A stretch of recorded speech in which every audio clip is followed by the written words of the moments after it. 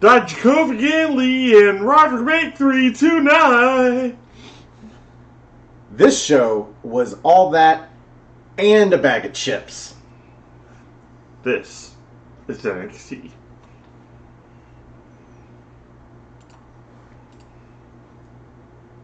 Not gonna get it. No, still didn't work. Welcome everybody to the NXT. Told you you were gonna fucking do that. Welcome everybody to What's NXT for October 23rd, 2019. I am your host, the Rated R reviewer, Stefan Osborne, joined as always by the General, Jerry Slaughter. Good morning, wrestling fans. And this morning we had a perfect fucking show. As far as I'm concerned, this was fucking awesome. Oh, this was a beautiful, beautiful show. And we started the night off with the best way possible. Rhea Ripley coming out. She is facing, as we knew last week, Bianca Belair. This is not necessarily a number one contenders match, but it kind of might as well be. Yeah. It's pretty much, we've established that Bianca Belair is more or less the gatekeeper for the belt, and is acting more like Ripley's bodyguard than she actually is a number one contender for the title in any way, shape, or form. He said it, ladies and gentlemen. Yes. So we knew how these two women were going to get a hell of a match regardless. They're both powerhouses. They're both super athletic and very well versed for only being in the business collectively, I think, less than a decade.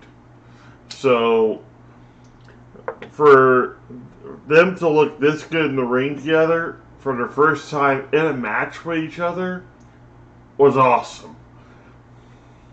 Yeah, I've got a lot of notes for this match. I've got a lot of notes for several matches in this show, but some of them not so much. This one, more than I thought I would, honestly. I mean, I know I love Rhea Ripley, but she doesn't exactly perform matches with a lot of high spots. Yeah. Actually, I think most of these... She sticks with what works. Bianca Belair, she'll show a little flash here and there, but it's usually just feats of strength and then followed up by feats of athleticism, like maybe a gorilla press, and then right at the end with the gorilla press, she nails it with a standing moonsault that looks effortless. Well, after the first 5 minutes of this match, I honestly thought that I wasn't going to have any notes other than the finisher, but my first note is that Bianca Belair, with just a side slam onto Rhea's belly, knocks her earring out, her gauge out of her ear, and the ref has to pick it up. I think this is the second time this has happened. I think she needs some tighter gauges. Well, it used to be just glitter bombs everywhere, but now she's just dropping full-blown pieces of jewelry. Yeah, my next note was something that we had to go back and rewatch, even though they ended up replaying it. Rhea kicks Bianca Belair, who kind of is dazed for a moment, but then Rhea runs off of the ropes, and Bianca starts leapfrogging her. Well, on the second leapfrog, Rhea just stops and kicks her out of midair. Yeah. That was fucking wicked. And she doesn't just land, she lands like The Rock. Okay, she lands on her back of her shoulders and neck and just completely flips. Pretty much. We are being joined by our moderator this morning, the Holiday Christopher Mace. How's it going, Chris? This was such a good show, I've completely lost my hosting abilities for this show. We're both flabbergasted by the finish at this point. We'll get there. Yes. We'll get there. No spoilers this time. Oh, we will get there, because eventually, things end. So. Yeah, Rhea goes for that inverted cloverleaf, and Bianca fights this off, manically. She's just about to tap, but she crawls her way somehow to the ropes, gets to the ropes, forces the break, kicks out of the break, and then rolls outside, where Rhea jumps off the apron into a cannonball that just takes Bianca down, throws her back in the ring, but before she can get back in the ring, Io Shirai comes down and does a 619 on the apron and smacks her in the face, throws her in the ring. Belair hits her with a spear. 1, 2, kick out. Yes. Near fall. I thought for a moment this was how the match was going to end. It was not. Which would have been garbage, but at the same time also would have boosted another match for Rhea Ripley versus Io Shirai, but I don't think Rhea Ripley's ready to lose here just yet. Yeah. Io Shirai gets up on the apron because the match continues, and she tries for the distraction. But guess who comes out? Candice LeRae comes down to help Rhea Ripley. Who'd have thunk it? Pulls Io off the apron into a face smash to the apron. The hardest part of the ring, by the way. I think Candice LeRae would have come out and helped anyone if it messed up Shirai's face. Well, after Candice comes out and helps with sort of the interference, but not really, because Io Shirai is not really in the match. Yeah. Bianca Belair goes for that chicken wing face buster, and Rhea counters into the Riptide. 1, 2, 3. This is the end of the match. Rhea wins, and hell yeah. And I think it's the first time I've actually seen a massive, smile out of Rhea Ripley. Because I think this is her first official win on NXT television. Yeah, considering she lost by disqualification to Shayna Baszler. Yep, and then she's also pretty much #1 contender for. She didn't have a squash match? No. So, yeah. Yeah, this is it. Rhea celebrates, and I figure this is going to end up becoming a tag team match with Rhea and Candice LeRae versus Bianca Belair and Io Shirai. You figured we were just going to see Io Shirai versus Candice LeRae again. Yep. Newsflash, one of us is correct. After this, we get a video recap of last week and the Undisputed Era attacking Velveteen Dream. This is just reminding us that tonight for the main event, instead of Velveteen Dream versus Roderick Strong for the North American Championship, we are going to get a triple threat match. We're going to get a much better triple threat match. Keith Lee, Dominic Dijakovic, Roderick Strong for the NA title, and at this point, I can't fucking wait. But it's the main event finally. Finally, Keith Lee and Dominic Dijakovic are in the main event. I'm glad that they actually made it the main event this time. Granted, they had to make it for a title, but that's the best way of doing it. Yeah. Hell so yeah. There was really no upsetting us about this. So we get a video footage of Kathy Kelly. She's outside interviewing Pete Dunne as he's coming to the arena, and he happens to be flanked by Tyler Bate. Mm-hmm. Just hanging out. The first two NXT UK champions just chilling. Yeah. And she asked him about his match with Damian Priest last week, and he basically said, well, Priest had to do what he had to do. He kicked him in the nards. Yeah, and that's what Tyler Bates said. He said he went down low on you, and he's like, he had to do what he had to do. Pete Dunne, for some fucking reason, understands. Whatever. And then she asked him about Killian Dane and his interaction with him on the way to the ring for that match, and he says, I don't care about Killian Dane. He gives no shits about Dane. He gives no fucks at all. Oh, no. Of course, he is Pete Dunne. He really doesn't care about much. No.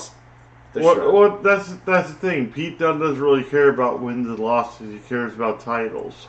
Basically, on any given day, anybody can win a title as long as they're at their best.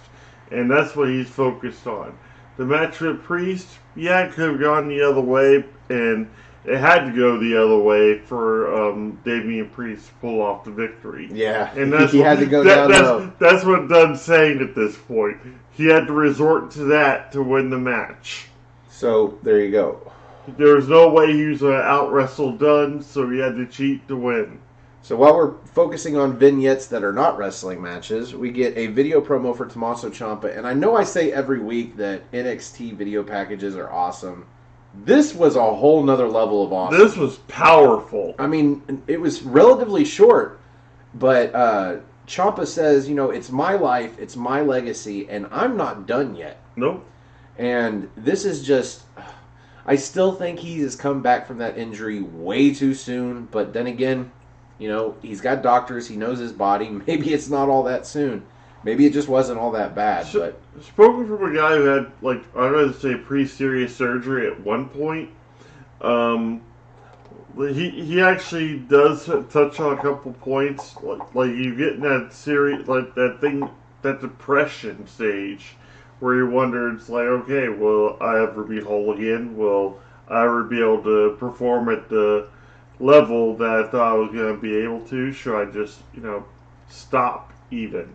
Like, especially with this injury that he had. So, but then he realized, shit, I saw my best years in front of me. I'm not nearly done yet. Yeah, he's got unfinished business. He had to leave and vacate the NXT title without ever losing it, and fuck that. About at the biggest moment in his career, too. The pinnacle. Yes. I mean, the crowd loves this guy, and he was at just maximum crowd heat. The good heat. And also, like, still starting on the big brands as well with Gargano as DIY. Well, we are finally on to our second match. We've got Matt Riddle come out, and I'm like, who the fuck is he going to be facing? Because, like, there's no storylines for him right now. Like, Cameron Grimes. And you know what? I dig it. Yes. I fucking dig it. Mm-hmm. And if you see this match, you'll dig it too. This was an awesome fucking match. This was almost main event worthy. You have, like, since Cameron Grimes lost in that tournament, the brackets and everything, or, you know, the breakout tournament, he's been 4-0. And two of those matches didn't even last, like, 10 or 12 seconds apiece. Right, yeah. Insta finishers. And he goes for that insta finisher to start the match, but Riddle ducks under it, and he goes for that running knee he calls the flash knee strike. Yep. And Grimes not only ducks, but he, like, cowers in the corner. He's like, get the fuck away from me, dude. Yep. We have a $5 super chat from the holiday Chris Mace, who is the only person watching our show live right now, or is in the chat room. He said, got work to get back to in a few. My question for the end, without spoiling, where do you see after the ending of the show everything playing out? We'll get to that. Hopefully I'll remember at the end of the show. Well, we'll talk about it anyway. So yeah, thanks for $5. In my brain, my first note for this match was Matt Riddle's music just reminds me so hard of something, a rap song from the 90s, and I couldn't get it out of my head, and I looked it up, and what was it, Jerry? Ain't Nothing But a G Thing? Ain't Nothing But a G Thing. Just so much like it. And that's kind of a theme here, because Matt Riddle really is just ripping off everybody. Yep. My second note is a blatant ripoff, but one with a lot of meaning. He hits a jackhammer. Yep. On Cameron Grimes for a near fall, and the crowd. That was after the Riddle chant started. The Riddle. Yeah. And they make note of it a couple of times on commentary. They never actually say Goldberg, but they're like, that reminds me of a certain chant for a certain superstar, and we're like, fucking duh. Mm-hmm. I've got a few more notes here, but before I get into it, what else did you think about this match? There was no stopping these two. They seemed like they were Kenny and Dolly as well. It seemed like they had been in the ring together like 15, 20 times. Well, other than the commercial break, there wasn't rest hold one in this match. No, there wasn't. And they have been so good about that. And I tell you what, 2 months ago, when NXT was still being taped, this would have been a main event. Yeah. This match was that good. Not so much with the live ones, because I don't think we've had a bad show live yet. No. And the main events, well, the first couple of weeks, the main events weren't the best, but everything else made up for it. Mm-hmm. So maybe the first couple of weeks, this could have been the main event of the show, but would have been an awesome main event. Oh, yeah. Grimes hits this swinging Uranagi. Now, he's got him up like he's going to hit a power slam, and then throws him around into it. And gets a near fall off of it. Matt Riddle kicks out, but holy crap, what a move. Mm-hmm. He counters a floating bro with knees. They trade strikes and kicks, and then, oh my god, I don't know how he does it. Cameron Grimes hits that. I call it like it's a Spanish fly power slam, where Matt Riddle comes off the ropes, and he grabs him up like a power slam, but backflips like a Spanish fly near fall. We're going to start calling it El Slamo. El Slamo, the Spanish power slam. Riddle counters the double stomp. I think they're calling it the cave-in. Yeah. They said it twice, but it's so hard with the crowd going nuts to hear properly. He counters that into that power bomb that he rolls into the knee strike. Immediately picks him up into the Bro Derek. 1, 2, 3. Matt Riddle wins, and I can't say I'm surprised. Even before then, Cameron Grimes kicked out of a series of moves that Yeah, you wrote these down. I didn't. Yeah, it was a ripcord knee into the bro to sleep into a Everest German suplex. Now, I didn't write it down because we have seen this before, but it is still so cool and so fluid looking. Yes, it just flows together perfectly, and Riddle executes it like...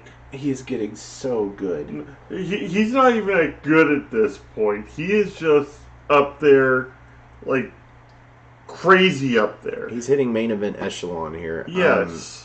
If you guys have watched our show for the last year, you know that when Matt Riddle debuted, we were not high on this guy. We were like, fuck this guy. For weeks and weeks and weeks, we were just like, because most of it was his promos, and I fucking hate his promos because he's just a stupid surfer bro guy. But that, and I pretty much dislike anything coming out of seemingly just MMA that think they could just be a pro wrestler.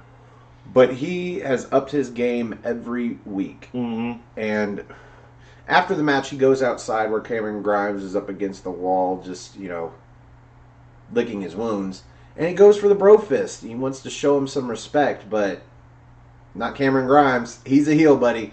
He's like, no, get on with that bullshit. So instead, he bro fists Tyler Bate, who's sitting in the crowd. And Cameron Grimes takes exception to this, and he pushes Tyler Bate, who decides to give him a little bop and bang. Mm-hmm. Knocks him flat on his ass. And for some reason, Tyler's music hits. As if... That made it that much better, I think. As if they just were ready to cue Tyler Bate's music for no reason at all. But whatever. Well, it's Tyler Bate. It was fun. Yeah. It was fun. The Holiday says, could we see Goldberg making a rare appearance to confront Riddle, and would y'all want to see it? I'm more leaning towards Riddle making a surprise appearance on the main event product. Yeah. But the way this is going, I don't know, man. I could see Goldberg showing up in NXT for this reason alone. Why not? If him and Triple H are on good terms anyway, I think that would be plausible, but at the same time, I would actually see Goldberg returning to the main roster first and Riddle debuting. I tell you what. Let's see Goldberg come to NXT TakeOver War Games. Yeah. Interfere, or maybe start or get into a fight with Matt Riddle during or after a match, and then that spilling over into the pay-per-view. Yeah. The next night on WWE. Either way, I am super looking forward to Matt Riddle versus Goldberg. Could Goldberg actually keep up with Matt Riddle? I don't think he needs to. He's Goldberg. And do you think Goldberg would actually, lay down for Riddle? I don't know about that. But we'll see. Because it looks like that's where they're going with this. Because why else make the references? Because at the end of the match, when the crowd is chanting, Riddle... Riddle, he looks right at the camera, points, and winks. Yeah. He's talking to Goldberg. Mm-hmm. So after this, we get a video recap of the Forgotten Sons from 2 weeks ago, where they beat down, who was it? It was some jobber tag team. Yeah. Almost as bad as the Pretty Deadly. It was a couple of guys. I can't remember. You could look it up if you want to, but... Oh, what was their name? They come out to face Breezango, and they end up beating Breezango with a little bit of help from Jackson Wright. Everrise. There we go, Everrise. And this is going to lead into a 6-man tag that we're going to get. That's going to be our next match with the Forgotten Sons versus Breezango. And it was supposed to be Kushida. Mm-hmm. But he has a broken wrist. Yep. So we don't know who they're going to tag with. But let me tell you, it's well worth the wait. Mm-hmm. Not much of a wait. We get a split-screen promo for Dominik Dijakovic. This is hyping up the match. They're showing him training, but at the same time he's doing a promo. Well, not training, he's getting ready for the match. So this is a recorded promo. He talks about how when he came to NXT, he promised his family gold. Yeah. But then he had that 6-month layoff with his injury, and now he gets to both take out his arch rival, Keith Lee, and hopefully win the North American Championship in the process. So this is hyping us for the main event. That we are already hyped for. Yeah, seriously. We are totally already hyped for that. We don't even need a belt for Keith Lee, Dominik Dijakovic. No. Roderick Strong is just that prize in the claw machine, you know? He's the claw. Yes. And honestly, Jerry said this during the main event. This might have well have been Roderick Strong on a pole match. Honestly. We get a video from earlier today. We've got William Regal announcing it is going to be Tegan Nox and Dakota Kai versus Jessamine Duke and Marina Shafir in a tag team match where the winner goes on to face next week the Kabuki Warriors. And yes, it is going to be for the WWE Women's Tag Team Championships. Because, Shafir and Duke are such on a roll in NXT, the fact that they get a number one contenders match. Absolutely. We're getting that later on, but first, we've got the six-man tag match. Breezango come out to airplane sounds and music, and two hot chicks with those flashlights that wave in the planes. And who's their tag team partner, Jerry? Isaiah Swerve Scott. And he is so impressive. Over with the crowd right now. Yeah, his last match, I believe it was last week, with Roderick Strong, yes, was just awesome. He didn't win, but he was awesome. They remembered him. They appreciate him. He has this really cool slide into the ring. It's like I showed you orange is the new black. Well, black is the new orange. He comes to his ring like Orange Cassidy, looking all cool and everything, just slide into the ring. We've got the Cleaver Colin Andrew joining us in the chat room. He says, "Good morning, gentlemen." Well, good morning, Colin. We look forward to you being on the NXT party tomorrow, so join us for that. We've got Breezango and Isaiah Swerve Scott versus the Forgotten Sons. That's Steve Cutler, Wesley Blake, and Jackson Riker. Yeah. And I've got a few notes for this match. It wasn't great, but it was fast-paced, and it was really, really good. Yeah. Swerve, we thought he was going to get the hot tag, but really his heat comes after a tag where he starts to get beaten down, but then he comes back in just some brilliant ways. He gets kicked out of a pinfall attempt, but rolls into a flatliner on one of the Forgotten Sons, and just fucking wow, man. Yep. Like, he does this spring. He goes to the top rope. Jackson Riker follows him, and Cutler and Blake are on the outside, and he beats Riker off the top rope. I think he kicks him off. Mm-hmm. And Riker is like back up against the ropes right there in the corner on the apron.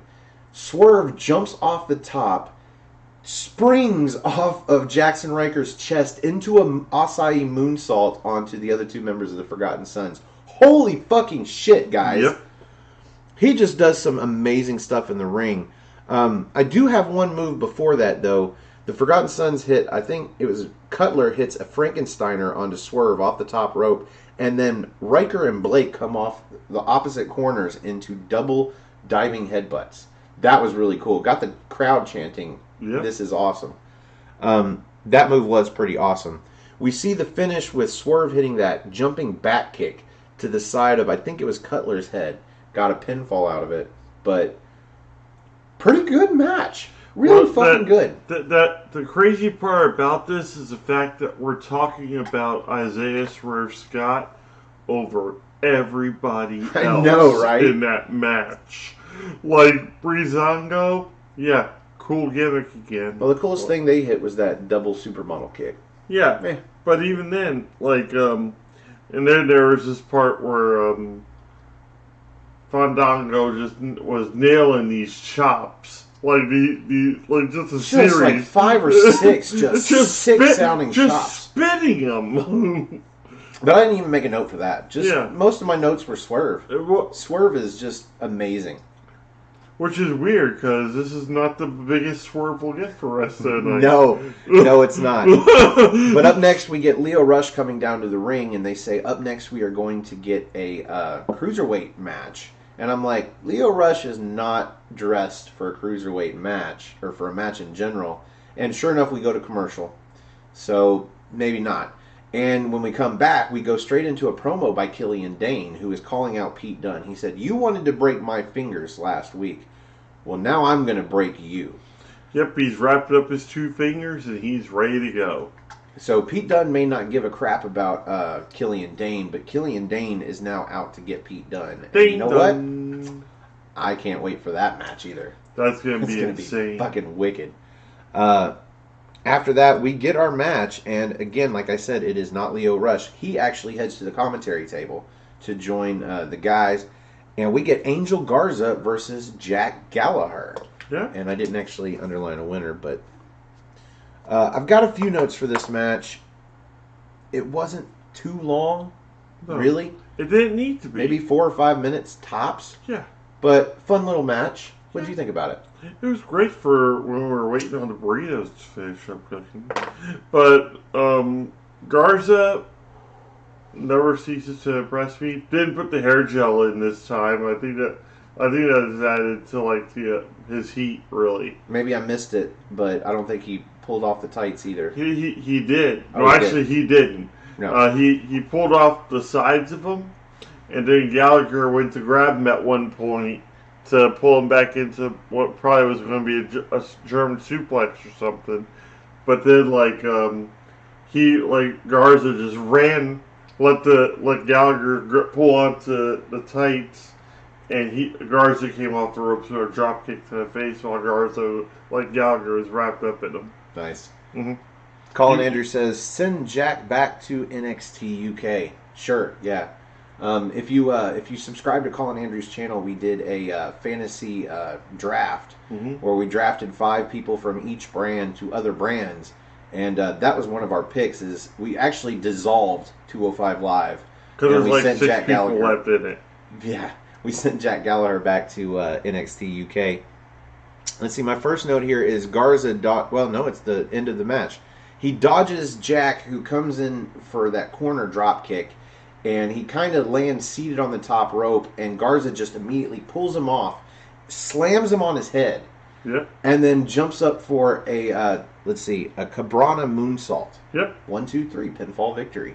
Yep. Pretty much like just a standing lion salt. Yeah, and then he gets up on the corner and signals to Lio Rush, "I want that belt." Sure. It was kind of hard to tell. Because it looked like Garza was, I don't want to say the face in this match, but he didn't seem like the heel either. He did his usual kissy thing with the older ladies in the audience, but he wasn't crude or anything about it. He was just romancing them. Very gigolo-like. Well, it's good that we're talking about Jack Gallagher, the British wrestler, because check it, we've got Baron Woods joining us again. Sup, Bear? How's it going, Baron Woods? He says, good morning, all. Well, good morning to you as well. Or good afternoon, probably, at this point. Yeah, probably. Getting close to there. Yeah, that ends that match.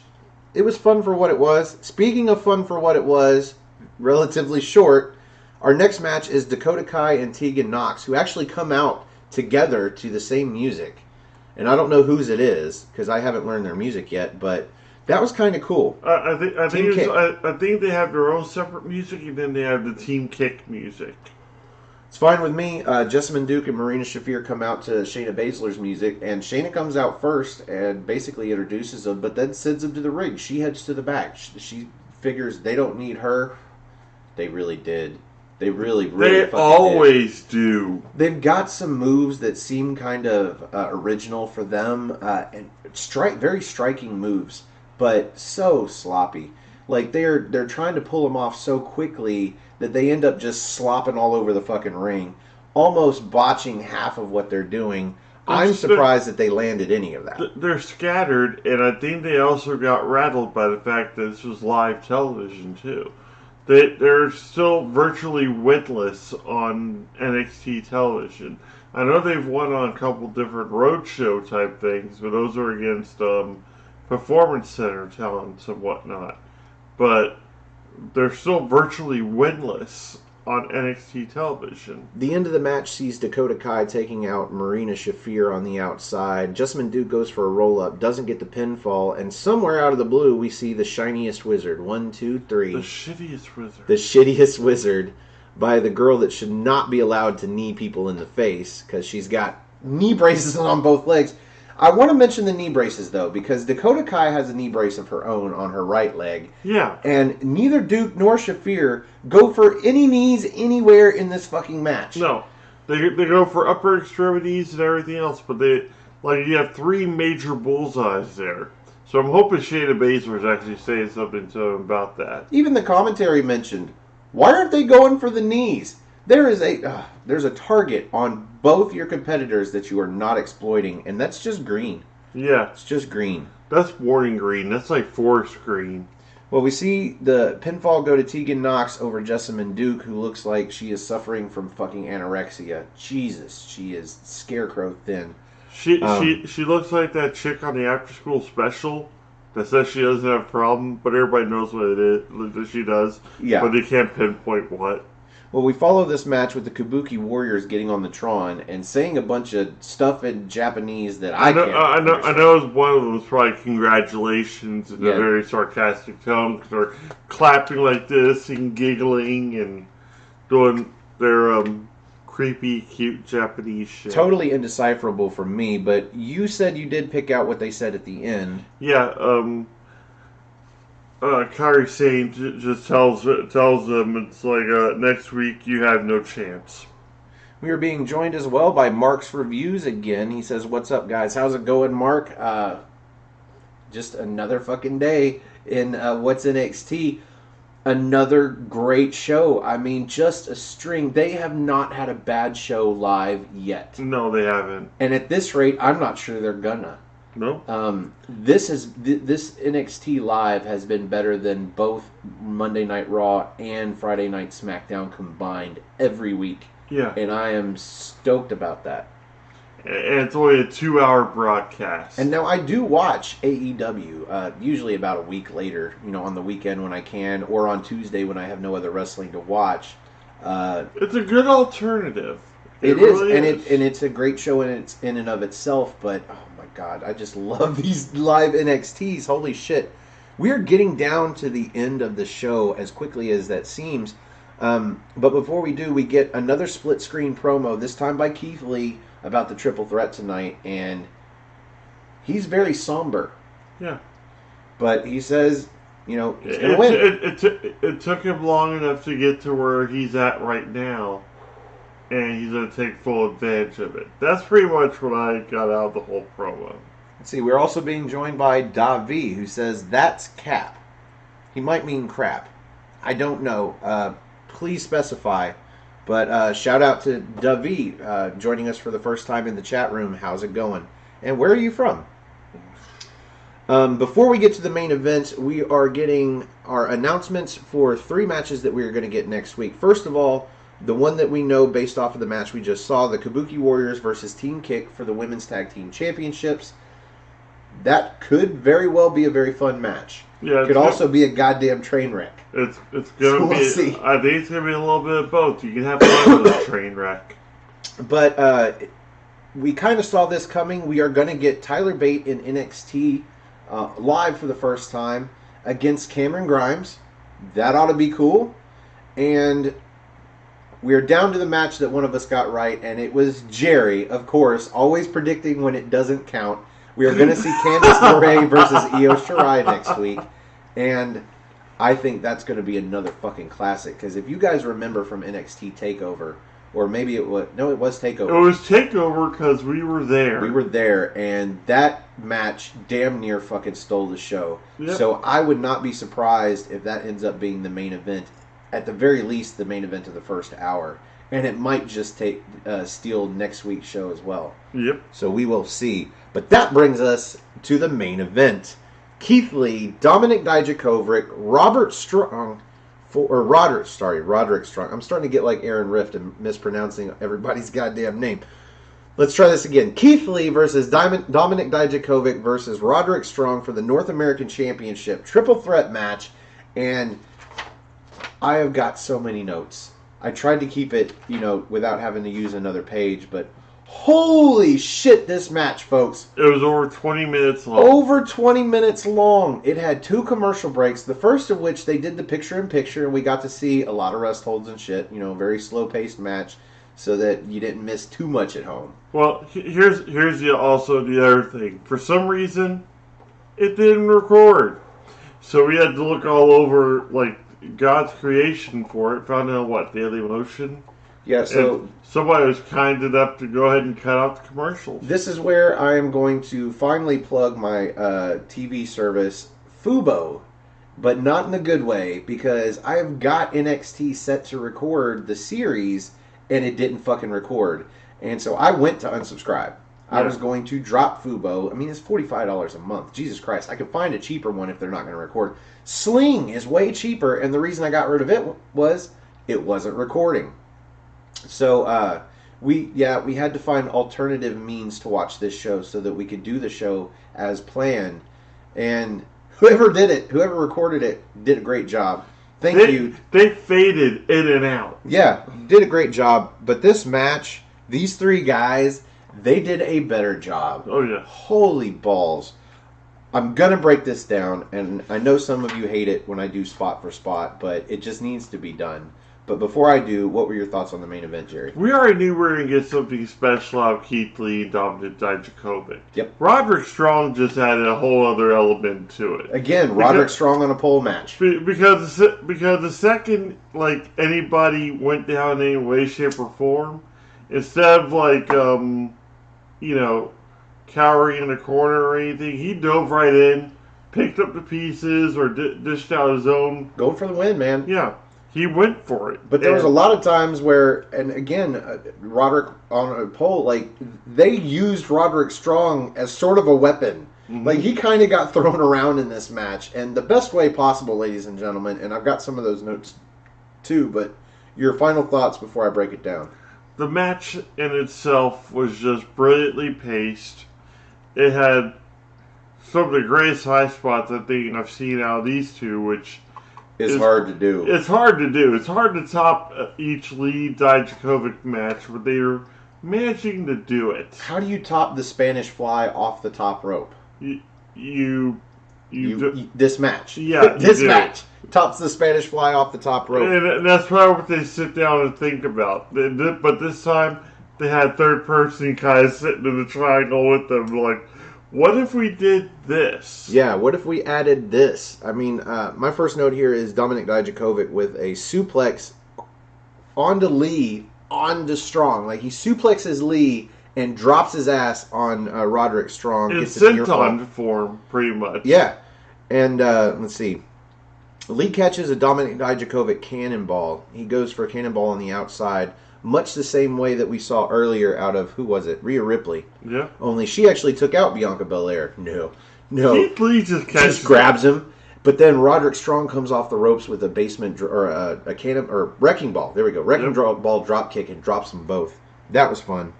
Let's see. We saw the avalanche power bomb and vertical suplex. So, Strong... This could have gone badly. Strong power bombs Dominic Dijakovic, who's going for a superplex onto Roderick Strong. And for the briefest of moments, they didn't get enough momentum going vertical, and they were tilted toward the corner. But somehow, Keith Lee just powers through it, falls backwards, drops him, and then falls through the ropes onto the apron. And just fucking wow! Yep. The strength of Keith Lee. Jesus! After that, my next note is Strong with those running forearms he likes to do, where Keith Lee was like up against the ropes in the middle, and he's just running from side to side, dropping forearm, and then hits him with an Olympic slam, gets a near fall. That's what kind of sold the whole thing for me. Is the fact that Lee spun into that, and it was just perfect looking. Let's see. Davi says, those should just be fillers. Well, I mean, if you don't like it, why are you watching it? I mean, seriously. He also says, only time NXT is good is when they have takeovers. Well, I agree. Takeovers are great. But, I mean, if you don't like this show, I don't understand how you're a wrestling fan, nor do I understand why you even bother watching. Yeah. But thanks for watching our show. We do appreciate it. Thanks for the view, jerk. I was trying not to go there, but sure. Asswipe.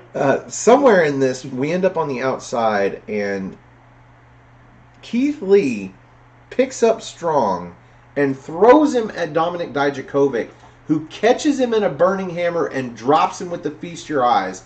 And while he's still kind of standing and staggering, Keith Lee smacks him with a pounce. Yeah. And right there is your tag team finisher for Cookies and Cream. Powering wow. Dominik Dijakovic does a backflip off the middle rope. Him and Keith Lee are up on the top corner. He backflips off and then does that discus boot. And then an avalanche choke bomb onto Keith Lee off the top. Gets a near fall. We have to acknowledge this first, though. Right after they knock out Roderick Strong, they look at each other for a good 10 seconds and realize, okay, we can have our match now, and it can be just us. And instead of battling on the outside, just this show of brief respect where they just both get back in the ring, and now it's time to start our one-on-one. Yeah. That was great. We see Dominik Dijakovic after the choke bomb. He hits what Nigel called the Fosbury flop, but it's not really. He does a sort of a twisting backflip over the top rope onto Roderick Strong to take him out again, because Keith Lee dodges him. Because all the Fosbury flop is, if you've ever seen AJ Styles do it, is a running shooting star press or the top rope. But after dodging the flop of whatever kind it was, Keith Lee gets back in the ring, runs off the ropes, and we were just hoping for this. We were just hoping for this, and we got it. He does a tope con hilo over the top rope onto Dominik Dijakovic on the outside. Holy fuck! Yep. I mean, you want to know how you top a Spanish fly off the top rope? This whole fucking match, man. Yes. We get back in the ring, and Lee gets up on the top rope. Dominik Dijakovic follows him, and it looks like he's setting up for a very slow Frankensteiner. He gets hit by Lee with a power bomb jumping off the middle rope, and it looks like we're about to get a pinfall here, but Roderick Strong runs in, basement drop kick to Keith Lee's face, covers him real quick. 1, 2, 3. Roderick Strong retains. Yeah. But let me tell you, I was not disappointed. I would love to see Keith Lee or Dominik Dijakovic get the win here, but you know what? I'd rather see them as a tag team, honestly. Yeah, and I think that's what we're going to get. And he starts to celebrate. Undisputed Era, they come out, they get down with him, they're celebrating with him, but only briefly, because then they get up and they start attacking Keith Lee. For no apparent reason. Yeah, for no reason. They hit the high-low, they take him out of the match, but then some music hits. And new Titantron. New Titantron, new beginning to the music, so you don't automatically know who it is. It kind of builds into the boo. Yep. Tommaso Ciampa comes out dragging the crutch. Mm-hmm. He's not scared of shit because you got all 4 members of Undisputed Era in the ring, and they back up as he gets in. Yep. Because of course he's got the crutch, so he can battle off a couple of them. And the crowd starts chanting, "Daddy's home." And he's already got the shirt made up. Now he is outnumbered, but soon to be not by much, because I called this one. Johnny Gargano's music hit, and he comes out. Yep. Gets in the ring, has a brief stare down with Tommaso Ciampa, but then they both turn and look at Undisputed Era, and shit's about to go down. I'm thinking Keith Lee and Dominik Dijakovic are going to get back up, get in the ring, and we're going to have a 4-on-4, and this is going to lead into War Games. Yeah. Nope. Because some other music hits, and who else but Finn fucking Balor comes out. I call it the Balor bomb because it'll remind me of the glorious bombs that we used to get out of them with Bobby Roode. Like, his music starts up, and they're both looking over their shoulder, like, almost in approval, like. Now, he comes out, gets in the ring, and they all stare down Undisputed Era. And granted, it's 4-on-3, but you're talking Ciampa, Gargano, and Finn Balor. So Ciampa gets rid of the crutch. Yeah. Don't need it now. I've got fucking Finn Balor and Johnny Gargano. But not really. Balor starts taking off his jacket, and halfway off. Overhead kick to Johnny Gargano. Yes. He takes out Gargano, and then all 4 members of Undisputed Era attack Tommaso Ciampa. They start taking him out. Balor just backs up into a corner and just looks. Just watches while Adam Cole hits the last shot to Ciampa, and then Balor gets out of the ring and does this wicked running drop kick into Gargano through the barricade into like 4 members of the NXT crowd. I'm sure they were probably NXT hopefuls. Yeah. But still, through the barricade, picks him up, drags him to the ramp, and then he does this single underhook and picks him up into a DDT onto the goddamn ramp. Yeah. I mean, if there wasn't enough spots in this show, that was the exclamation point that ended this show. And then he just kind of looks at Undisputed Era in the ring, who all give him that UE, or however they do it, that UE. Is that it? Yeah. The UE. Yeah. And he doesn't give it back, so he's not joining Undisputed Era. He just does the finger guns at Johnny Gargano. He was just there to take out Johnny. Yep. And then he leaves. And that's the end of the show. That's how you end a show. That's how you do a heel turn in general. And if I haven't said it enough already, holy fucking shit, guys. What a show. But that brings us to the end of the main event. And here on What's NXT, we like to rate the main event using the General's 5-star rating system. And, dude, I'm tripping over my words. I'm still so hyped about this show, and it's already over. Jerry, where do you rate tonight's main event? Main event? Including the match, including the aftermatch. Plug to the channel. Oh, yeah. We're talking 4 3/4. Because 4.5 for the match, quarter off of the awesome show in general. Because we have the setup for next week and everything. The match between Keith Lee, Dominik Dijakovic, and Roderick Strong, I would easily put on a TakeOver event. There's your TakeOver match right there. And it was a beautifully crafted match. It showed, it had everything you want for a triple threat match. You had your high spots. You had your flying spots. You had everything. And Roderick Strong won it on his own merit. He didn't need Undisputed Era to come out there and bust it up, which he could have had done. Because it was there's no disqualification in that kind of match. It was for a championship for one. And 2, it was a triple threat match. What are you going to do? Disqualify Roderick Strong? You can't.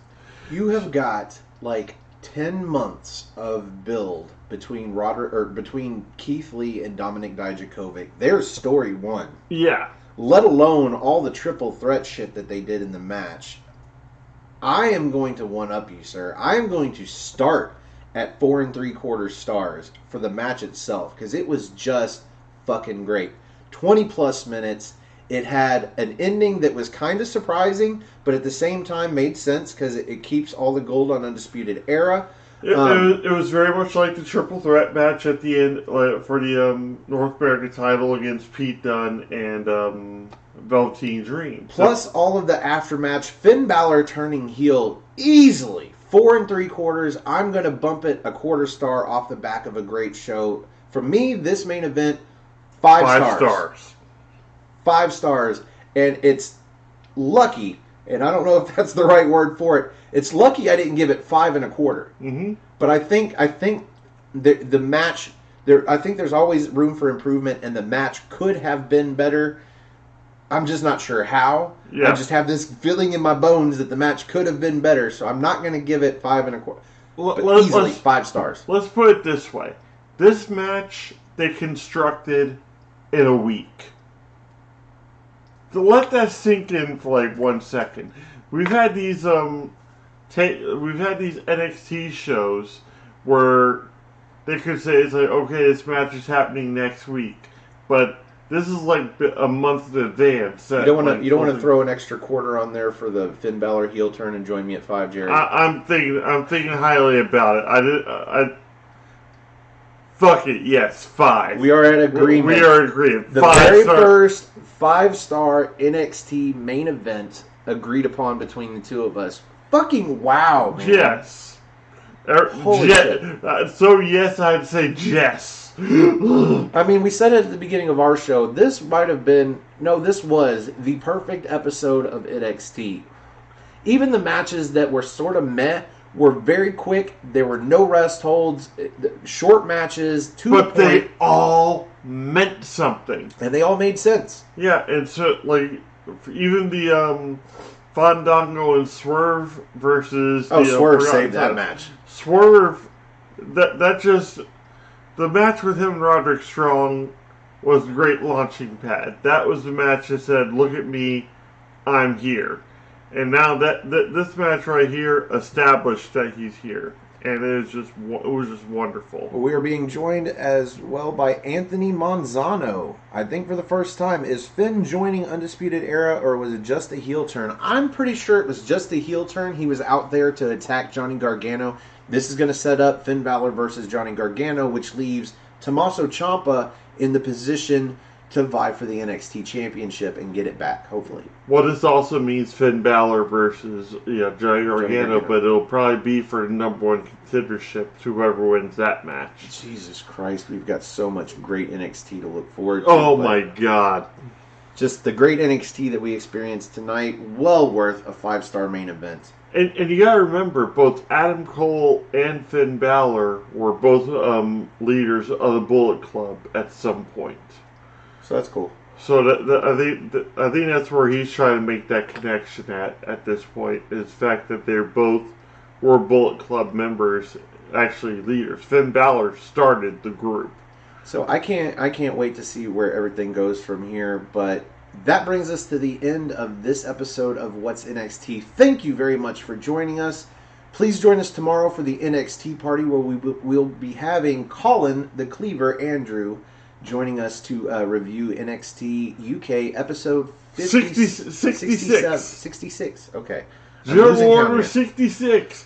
Kill all the Jedi. And please join us next week as we will again go live with What's NXT for our second annual Halloween Spectacular. Can we call it Spooktacular? Sure, Halloween Spooktacular. Where that's horrible. I may or may not be in costume for that. So you'll just have to tune in to find out and see how awesome my dark wizard costume. Actually, it's going to be, I'm calling it the Hollow Wizard. So if you'd like to see what the hell that means, join us next week. So, if you would like to join us on a future episode of the NXT party up on the big screen and help us review an episode of NXT UK, all you got to do is watch NXT UK, have Skype, and come have a spot of NXT with us. You can find me on Twitter. Go to nodq.com/Stefan. That's STEFAN. Or if you just want to find me on Twitter, you can look me up at Stefan R. Osborne, OSBORNE. As always, the R stands for restricted. I'm too hyped to even do the fucking outro. Yeah, it's insane. You can also find the gentleman on Twitter at NoDQGerald, and my Facebook group Armbar, all capital ARMBAR. The exclamation point. Watch the Tea Party. Colin has paper, and he puts an exclamation point on it, and it's super clever. Yeah, join us for wrestling memes, wrestling discussion. Just don't add us on Facebook. We won't add you. That's how you find us, is on Armbar. You can also find me on Instagram now at osborne.stefan, where I have no content, just a profile pic, but help me get to 100 subscribers, because I think that's hilarious. If you like our video, click the like button that's over here underneath me somewhere. And if you like all of our videos, do yourself a favor, click the subscribe button over there underneath Jerry and his coffee. Mm-hmm. And help us get the word out. If you're watching this on NoDQ, find us on Aftermatch. That's our channel. All one word, AFTERMATCH, Aftermatch Wrestling. And that's where the NXT party goes first and in HD. You can also find it on NoDQ's channel. No matter where you're watching, click that subscribe button and click the bell icon, because that'll let you know when we go live with What's NXT. And when we hit 250 subscribers on Aftermatch, we are going to start going live with the NXT party, which should be fun. So find all of that. Join us on Aftermatch. Join us on NoDQ, wherever. We're just happy you're here watching. I think that's all the plugs. For the gentleman, Jerry Slaughter, I am the Wizard of NoDQ, Stefan Osborne. See you next time. Thank you for joining us, and we will see you NXT time.